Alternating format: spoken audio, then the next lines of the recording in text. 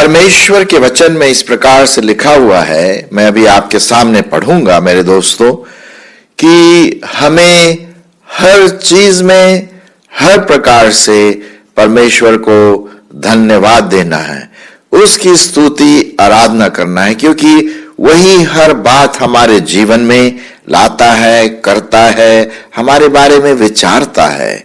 So praise him for everything, जो भी वो हमारे लिए करता है। कभी कभी शायद हो सकता है कि हम उसको उस दृष्टिकोण से न देखिए जो परमेश्वर हमारे लिए करता है, लेकिन लॉन्ग रेंज में लंबे समय को जब वो देखता है तो हमारे लिए सबसे बेहतरीन चीज करता है। और इसलिए बहुत जरूरी है कि हम उसके हर काम के लिए, हर आशीषों के लिए धन्यवादित रहें, और ऐसा ना हो कि कहीं हमारा मन घमंड से फूल जाए, यार मैंने किया, ये मेरी वजह से हुआ, इसमें मेरा दिमाग चला।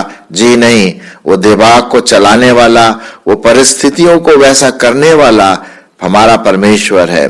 पहली बात, परमेश्वर के वचन में लिखा हुआ है कि ये इंस्ट्रक्शन परमेश्वर ने दिया कि भाई जो भी आशीष तुम्हें मिलती है उसके लिए तुम परमेश्वर को धन्यवाद दो, और अपने में घमंडी ना हो, फूलो नहीं अपने आप में, लेकिन बड़े नम्रता के साथ, दीनता के साथ उस परमेश्वर की आराधना और स्तुति करें।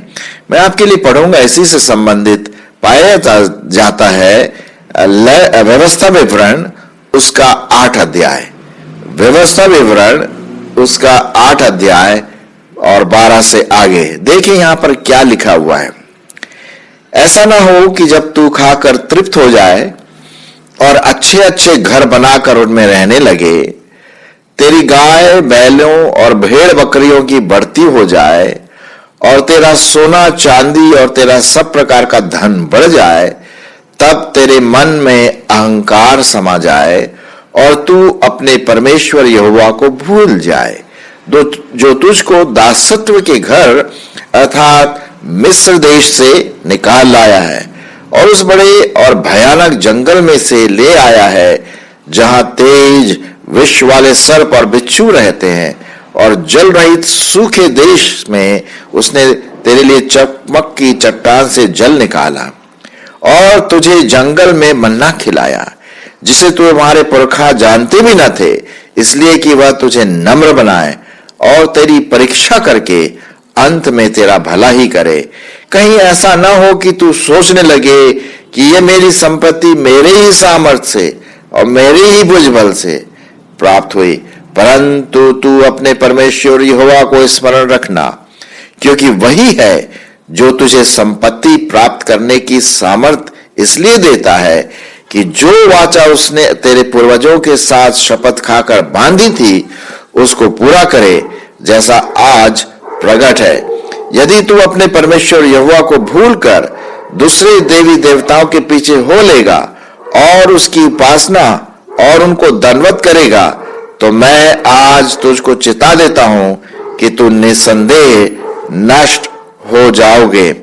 मेरे दोस्तों, मेरे मित्रों, यहां पर बिल्कुल साफ रीति से परमेश्वर के वचन में लिखा हुआ है कि जब परमेश्वर हमें आशीषित देता है, हमें हर प्रकार से धन संपत्ति, बुद्धि, घर बार और काम नौकरी जो हमें देता है, कभी क्या होता है कि हम यूजुअली भूल जाते हैं परमेश्वर को।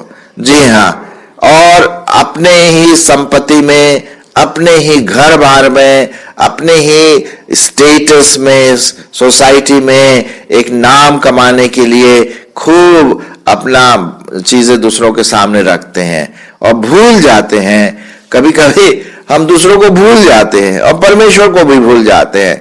मेरे दोस्तों, हमें ऐसा नहीं होना है, क्योंकि कभी कभी ऐसा होने से घमंड आ जाता है, और जब घमंड आता है तो जरूर है कि हम गिर सकते हैं, क्योंकि बाइबल में लिखा हुआ, परमेश्वर के वचन में इस प्रकार से लिखा हुआ है कि गिरने से पहले घमंड आता है। मेरे दोस्तों, जब मैं ये बात आपसे कर रहा हूं तो मैं भी अपने आप से ये बात बता रहा हूं कि हमें इसमें घमंड नहीं करना है। धन्यवाद उस परमेश्वर का। अरे साहब, धन्यवाद उस परमेश्वर का जिसने हमें संपत्ति दिया। मैं नहीं बोल रहा हूं कि बहुत धन दौलत खूब रिच बनाया होगा, मैं ऐसा नहीं बोल रहा हूं। हो सकता है रिच भी बनाया होगा, धनवान धनाढ्य होगा, लेकिन कम से कम उसने आपकी जरूरतों को तो पूरा किया है ना। रोज परमेश्वर अपना प्रकाश, सूर्य का प्रकाश हम पर चमकाता है। रोज सूरज अपने जो नियमानुसार पूरब से निकलता है, पश्चिम की ओर जाता है, हमें प्रकाश और गर्माहट और भी कई चीजें देता है। हम हवा को ब्रीद करते हैं, हमारे पास खाने पीने के लिए सामान है, कपड़े हैं पहनने के लिए, रहने के लिए घर है। मेरे दोस्तों, हमारे फ्रेंड्स हैं, हमारा सर्कल जो एक दोस्तों का सर्कल है, हमारे संबंधी है, खुश है। क्या हम धन्यवाद नहीं दे सकते हैं? अरे साहब, भूकंप नहीं आया, कहीं हमारा घर और गिर जाता। परमेश्वर का धन्यवाद हो कि हम अभी तक स्थिर हैं। तो इसीलिए परमेश्वर का वचन बड़े साफ रीति से कहता है कि कहीं ऐसा ना हो कि तू सोचने लगे कि यार ये संपत्ति तो मेरे ही द्वारा प्राप्त हुई, इसमें परमेश्वर का क्या हाथ है। अगर साहब परमेश्वर आपको बुद्धि नहीं देता तो आप क्या कर सकते, हम क्या कर सकते थे? नहीं, बुद्धि देने वाला भी परमेश्वर है, और इसीलिए हम उसको धन्यवाद दें हर प्रकार से, हर तरह से, हर बात में हम उसको धन्यवादित करें। रोमियो और उसका 8वां अध्याय में आपके लिए पढ़ूंगा। रोमियो और उसका 8वां अध्याय और 28 पद, क्या लिखा हुआ वहां पर? यहां पर इस प्रकार से लिखा हुआ है कि और हम जानते हैं कि जो लोग परमेश्वर से प्रेम रखते हैं उनके लिए सब बातें मिलकर भलाई ही को उत्पन्न करती है, अर्थात उन्हीं के लिए जो उसके इच्छा के अनुसार बुलाए गए हैं। सो हम देखते हैं हर बात में जो भी हमारे साथ होता है भलाई भी, चाहे वो नकारात्मक क्यों ना हो, और सकारात्मक तो खैर आशीष की बात है। तो पहली बात, हर बात में हम परमेश्वर का धन्यवाद दें। दूसरी बात, नकारात्मक रूप से जब हम देखते हैं, एक राजा था, उसका नाम नबूकदनेस्सर था, और वहां पर बहुत थोड़ी दुखद घटना है मेरे दोस्तों, और शायद हम इससे कुछ सीख ले सकते हैं, इससे हम कुछ सीख सकते हैं। मैं आपके लिए पढ़ूंगा दानियल नबी की किताब और उसका 4था अध्याय, दानियल उसका 4था अध्याय और 29 से पद से मैं आपके लिए पढ़ूंगा। यहां पर इस प्रकार से लिखा हुआ है, और नबूकदनेस्सर जो था वो थोड़ा घमंडी हो गया। जी हां, घमंडी हो गया, और वो अपने सब चीजों की चारों ओर देखा कि अरे ये देखो, क्या ये मेरा राज्य नहीं है? क्या मैंने इसे नहीं बनाया है? और जब वो अपने आप में फूल गया, घमंडी हो गया, तब उसको भी थोड़ा उसको प्रॉब्लम हुई, समस्या हुई। मैं पढ़ता हूं आपके लिए दानियल नबी की किताब और उसका 4था अध्याय 29 पद। 12 महीने बीतने पर जब वह बाबुल के राज भवन के छत पर टहल रहा था, तब वह कहने लगा, क्या यह बड़ा बाबुल नहीं जिसे मैं ही ने अपने बल और सामर्थ्य से राजनिवास होने को और अपने प्रताप की बड़ाई के लिए बसाया है?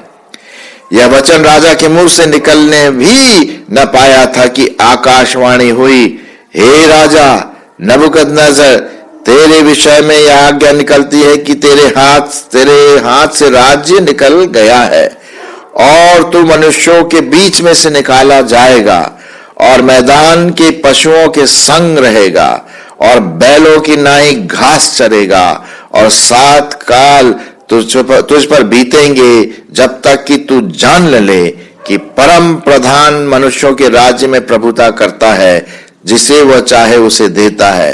उसी घड़ी, सुनिए ध्यान से, उसी घड़ी यह वचन सुनकर नबूकदनेस्सर के विषय में पूरा हुआ। वह मनुष्यों में से निकाला गया और बैलों की नाई घास चरने लगा, और उसकी देह आकाश की ओस से भीगती थी, यहां तक कि उसके बाल उकाब पक्षियों के पैरों से और उसके नाखून चिड़ियों के चंगुलों से के समान बढ़ गए। और उन दिनों के बीतने पर मुझ नबूकदनेस्सर ने अपनी आंखें स्वर्ग की ओर उठाई और मेरी बुद्धि फिर ज्यों की त्यों हो गई। तब मैंने परम प्रधान को धन्य कहा और जो सदा जीवित है उसकी स्तुति और महिमा यह कर कर करने लगा, उसकी प्रभुता सदा की है और उसका राज्य पीढ़ी से पीढ़ी तक बना रहेगा। ओ पृथ्वी के सब रहने वाले उसके सामने तुच्छ गिने जाते हैं। वह स्वर्ग की सेना और पृथ्वी के रहने वालों के बीच अपनी इच्छा के अनुसार काम करता है और उसको कोई रोक कर उससे कह नहीं सकता तूने ये क्या किया। उसी समय मेरी बुद्धि फिर ज्यों की त्यों हो गई और मेरे राज्य की महिमा के लिए मेरा प्रताप और मुकुट मुझ पर फिर आ गया और मेरे मंत्री और प्रधान लोग मुझसे भेंट करने के लिए आने लगे और मैं राज्य में स्थिर हो गया और मेरी और अधिक प्रशंसा होने लगी। 37 पद यहां पर लिखा हुआ, अब मैं नबूकदनेस्सर स्वर्ग के राजा को सराहता हूं और उसकी स्तुति और महिमा करता हूं, क्योंकि उसके सब काम सच्चे और उसके सब व्यवहार न्याय के हैं। जो लोग घमंड से चलते हैं उन्हें वह नीचा कर सकता है। यहां तक आपने सुना, कितनी भयंकर बात है मेरे दोस्तों। घमंड हमारे जीवन में आ सकता है। मैं बहुत प्रगतिशील हूं, मेरे द्वारा हुआ, मेरे विचार से, मेरी सोच थी इसमें। जब हम ऐसा करते हैं और परमेश्वर को वो महिमा देना भूल जाते हैं, तो नबूकदनेस्सर एक एग्जाम्पल है आपके लिए और मेरे लिए, एक उदाहरण है कि परमेश्वर ने उसको एनिमल बना दिया, बैल के समान बना दिया, जानवर की तरह बना दिया। सुनिए, एक राजा जब उसने अपने आप को सराहा, अपनी घमंड में वो फूल गया, परमेश्वर ने उसको कहा कि तू बैल के नाई घास खाएगा, जानवर उसके वैसे उकाब से उगाए। बाप रे बाप, बहुत भयंकर बात है मेरे दोस्तों। परमेश्वर के हाथ में पड़ना, अगर नकारात्मक रूप से हम जब देखते हैं, परमेश्वर आपकी और मेरी अगुवाई करे कि हम इस प्रकार से घमंड में ना फूले मेरे दोस्तों, घमंड में ना फूले। आजकल कितने लोग, उनके पास इतना सब कुछ है, बहुत सारा सामान है, बहुत लोग उसको, उन लोगों को चाहते हैं और वो घमंड में फूल करके खूब इधर उधर घूमते हैं। लोग नमस्कार करते हैं क्योंकि पैसा है ना, पैसा है बहुत, क्योंकि बाद में इन्हीं से काम आएगा। मेरे दोस्तों, जब ऐसा हमारा व्यक्तित्व हो जाता है तो कहीं हमें परमेश्वर दंडवत न करे। जी हाँ, हमें परमेश्वर दंडवत न करे। ओ प्रभु, तो हमारी अगुवाई कर कि मैं घमंडी ना बन जाऊं, है ना। हर बात में जो भी मेरे साथ होती है अच्छी बातें, उसके लिए मैं परमेश्वर का हाथ जोड़ करके नम्रता के साथ कहूं, प्रभु तेरा अनुग्रह है, प्रभु तेरा अनुग्रह है। कभी कभी शायद लोग आपके पास आएंगे, अरे ब्रदर सिस्टर आपने बड़ा अच्छा काम किया, वाह वाह वाह।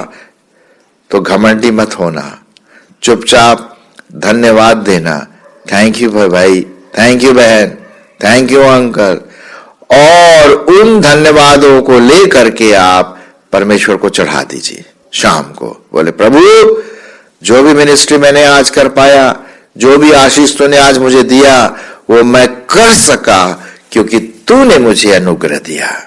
जब ऐसी बात होती है मेरे दोस्तों, परमेश्वर इससे खुश होता है कि जब हम अपने आप को नम्र करें, चाहे हम कितने ही बड़े क्यों ना हो, परमेश्वर से बड़ा नहीं बन सकते हैं दोस्तों। तो नबूकदनेस्सर जो था एक नकारात्मक एग्जाम्पल था। आइए एक और सकारात्मक चीजें देखें, पॉजिटिव एग्जाम्पल जो हम पढ़ते हैं। पहला इतिहास और उसका 29 अध्याय। आप मेरे साथ खोलिए, अगर आप खोल सकते हैं। पहला इतिहास और उसका 29 अध्याय और 10 पद से देखेंगे। 10 पद से आगे देखेंगे। यहां पर लिखा हुआ है दाऊद के विषय में, यह बात यहां पर दाऊद के विषय में है। तब दाऊद ने सारी सभा के सम्मुख यहोवा का धन्यवाद किया और दाऊद ने कहा, हे यहोवा, हे हमारे मूल परमेश्वर, इस्राएल के परमेश्वर, अनादिकाल से अनंत काल तक तू धन्य है। हे यहोवा, महिमा, पराक्रम, शोभा, सामर्थ्य और वैभव तेरा ही है, क्योंकि आकाश और पृथ्वी जो कुछ है वो तेरा ही है। हे यहोवा, राज्य तेरा ही है और तू सबों के ऊपर मुख्य और महान ठहरा है। धन और महिमा तेरी ओर से मिलती है और तू सबों के ऊपर प्रभुता करता है। सामर्थ्य और पराक्रम तेरे ही हाथ में है और सब लोगों को बढ़ाना और बल देना तेरे ही हाथ में है। अरे बाप रे बाप, बिल्कुल उल्टा है मेरे दोस्त, है ना। नबूकदनेस्सर, मैंने किया, मेरे सामर्थ्य से हुआ, इसलिए वो जानवर सा बन गया। लेकिन दाऊद यहां पर हर बात में जो भी आशीषें मिलती हैं उसके लिए वो परमेश्वर को धन्यवाद देता है। 13 पद, इसलिए अब हे परमेश्वर यहोवा, हम तेरा धन्यवाद और तेरी महिमा युक्त नाम की स्तुति करते हैं। मैं क्या हूं और मेरी प्रजा क्या है कि हम को इस रीति से अपनी इच्छा से तुझे भेंट देने की शक्ति मिले। तुझी से तो सब कुछ मिलता है और हमने तो तेरे हाथों से पाकर तुझे दिया है। तेरी दृष्टि में हम तो अपने सब पुरखाओं की नाई पराए और परदेशी हैं। पृथ्वी पर हमारे दिन छाया के समान बीतते जाते हैं और हमारा कुछ ठिकाना नहीं। हे हमारे परमेश्वर यहोवा, वह जो बड़ा संचय हमने तेरे पवित्र नाम का एक भवन बनाने के लिए किया है, वह तेरे ही हाथों से हमें मिला है और तेरा ही सब कुछ है। और हे मेरे परमेश्वर, मैं जानता हूं कि तू मन को जांचता और सिधाई से प्रसन्न रहता है। मैंने तो यह सब कुछ मन की सिधाई और अपनी इच्छा से दिया है और अब मैंने आनंद से देखा कि तेरी प्रजा के लोग जो यहाँ उपस्थित है वो अपनी इच्छा से तेरे लिए भेंट देते। हे यहोवा, हे हमारे पुरखा इब्राहिम, इसहाक और इज़राइल के परमेश्वर, अपनी प्रजा के मन के विचार में यह बात बनाए रख और अपने मन और अपनी ओर लगाए रख और मेरे पुत्र सुलेमान का मन ऐसा खरा कर दे कि वह तेरी आज्ञाओं और चितौनियों और विधियों को मानता रहे और यह सब कुछ करे और उस भवन को बनाए जिसकी तैयारी में मैंने ये किया। तब दाऊद ने सारी सभा से कहा, तुम अपने परमेश्वर यहोवा को धन्यवाद करो। तब सभा के सब लोगों ने अपने पितरों के परमेश्वर यहोवा का धन्यवाद किया और अपना अपना सिर झुकाकर यहोवा को और राजा को दंडवत किया। कितनी अच्छी बात है। दाऊद राजा ने हर महिमा, हर आशीष उसने परमेश्वर को वापस दे दी। प्रभु, ये तेरा है, तेरे द्वारा हम सबों को मिला है, थोड़ा बहुत हम वापस करते हैं। बिल्कुल नबूकदनेस्सर की बिल्कुल विपरीत बात है। उसने परमेश्वर को धन्यवाद और महिमा चढ़ाया। मेरे दोस्तों, ये सब हमें सीखने की जरूरत है कि हमारे पास जो भी धन्य आता है, जो भी सम्मान लोग हमें देते हैं, धन्यवाद देते हैं और आदर आता है, सब कुछ आता है, हम वापस इसको प्रभु परमेश्वर को चढ़ा सकें, क्योंकि परमेश्वर ही है जो हमें सब महिमा चीजें देता है, आदर की चीजें देता है। वही हमने अभी पढ़ा, पहला इतिहास 29 और उसके 12वें पद में क्या है, मैं आपके लिए फिर से पढ़ता हूं। यहां पर लिखा हुआ है, धन और महिमा तेरी ओर से मिलती है और तू सबों के ऊपर प्रभुता करता है। सामर्थ और पराक्रम तेरे ही हाथों में है और सब लोगों को बढ़ाना और बल देना तेरे हाथों में है। परमेश्वर का धन्यवाद हो मेरे दोस्तों, परमेश्वर का धन्यवाद हो उस असीम धन के लिए, असीम आनंद के लिए जो वह परमेश्वर आपको और हमें देता है। न सिर्फ भौतिक रूप से, लेकिन आत्मिक रूप से भी हमें परमेश्वर धनाढ्य करता है। आत्मिक रिचेस, आत्मिक धन परमेश्वर आपको और मुझको देता है। कुलुस्सियों की पत्री और उसका दूसरा अध्याय, कुलुस्सियों की पत्री और उसका दूसरा अध्याय 3 पद हम पढ़ेंगे। यहां पर इस प्रकार से लिखा हुआ है कि मैं पहले से दूसरा पद से शुरू करूंगा। ताकि उनके मनों में शांति हो और वे प्रेम से आपस में गठे रहे और वे पूरी समझ का सारा धन प्राप्त करें और परमेश्वर पिता के भेद को अर्थात मसीह को पहचाने, जिसमें बुद्धि और ज्ञान से सारे भंडार छिपे हुए हैं। True riches are in Jesus Christ. वो जो सच्ची जो धन है वो प्रभु यीशु मसीह में छिपे हुए हैं। मेरे दोस्तों, आइए हम उस प्रभु यीशु मसीह को और व्यक्तिगत रूप से जाने, उसको पहन ले, उसकी नम्रता को पहन ले, उसके प्रेम को पहन ले, उसके वचन में बने रहें, ताकि हम उस असीम धन को दिन पर दिन प्राप्त करते रहें और उसी को हम धन्यवाद देते रहें। सो मेरे दोस्तों, आज हमने देखा कि हमें हर प्रकार से जो परमेश्वर हमें आशीष देता है, हमें घमंड नहीं होना उन बातों में, लेकिन हर बातों में उसके लिए धन्यवाद देना। प्रभु, ये तेरी ओर से, तेरी आशीष है, जो मैं हूं तेरी ओर से है, धन्यवाद हो। नबूकदनेस्सर का हमने एग्जाम्पल देखा, उसने बस अपनी ही घमंड में फूलता रहा। परमेश्वर ने उसको इसका फल दिया जो बहुत दुखित था। वो एनिमल के समान बन गया, जानवर बन गया, घास खाने लगा।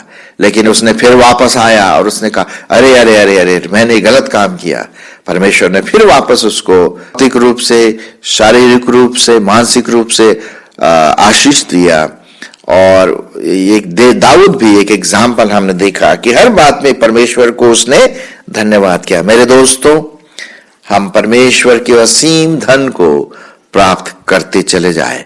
परमेश्वर आपकी अगुवाई करे।